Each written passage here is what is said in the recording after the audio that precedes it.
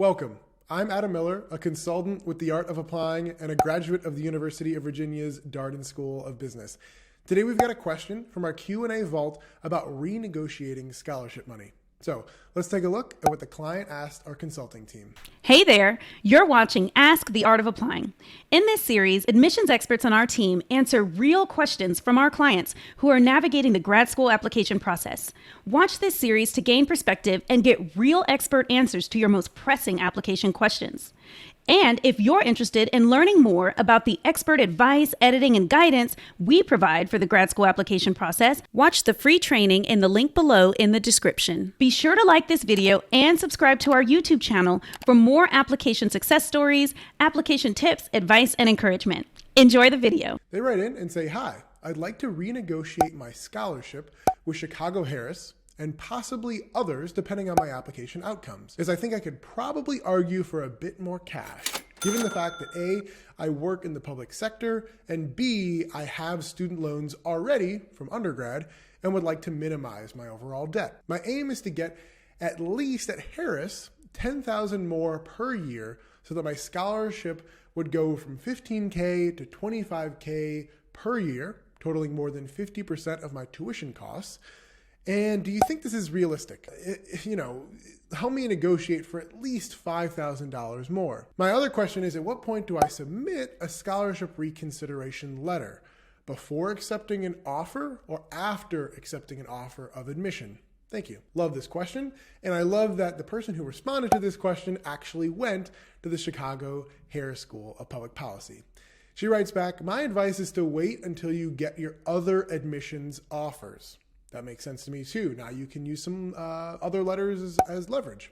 Or maybe you'll get one that's even better from a different school. If you get a better scholarship offer at some of these other programs, you can use that to negotiate your scholarship at Harris. I would also say that you can brainstorm with your consultant at the meantime. That's exactly what we do here, right? I'm an admissions consultant. We've got a team of a couple of dozen of us. And so use that person one-on-one to really figure out your game plan, besides just the Q&A vault here, and to build your argument for more scholarship money overall. A few questions to get the brainstorm started.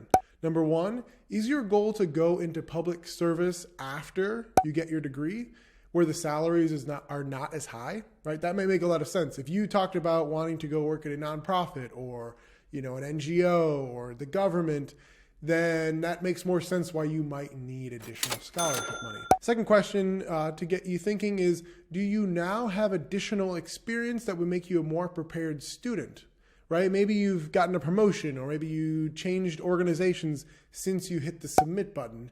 And now that you've been admitted, you can talk to a different degree about what has been going on with you professionally, or maybe things personally have been happening. Remember, right, for myself, she writes, Harris had a scholarship reconsideration form that was open sometime in the spring. So they're expecting this to happen. So as far as timing goes, be sure to have your letter ready to go for the opening date of that form. I love that. So the University of Chicago knows that people oftentimes are going to want larger scholarships. They know that because they're not giving everybody a waiver and full rides, that when you see that you've got a scholarship, you might want more. Or if you didn't get any scholarship at all, you might want to get a little bit of something. And that's one of the great things about working with a consultant. Even though we're not the cheapest thing in the world to get help with on the front end, on the back end, if we save you tens of thousands of dollars, then that ROI makes a ton of sense to get that kind of help from us. The client writes back to us, "Thanks so much. This is really helpful. I'm going to use my last coaching call with my coach, Karina, to discuss which points I should highlight in my letter, and we'll use the template available on our shared drive as a basis." So that's exactly right. We have these resources because this happens every single year. We've got some templates for you to build off. And if there are other resources you think I should look into, let me know. So that is it for right now. Hopefully you found this video informational and a little bit entertaining. If you want help getting into your graduate school, that is your dream school to get into, please reach out to us at theartofapplying.com, and we'll help you also negotiate that offer letter. Thanks.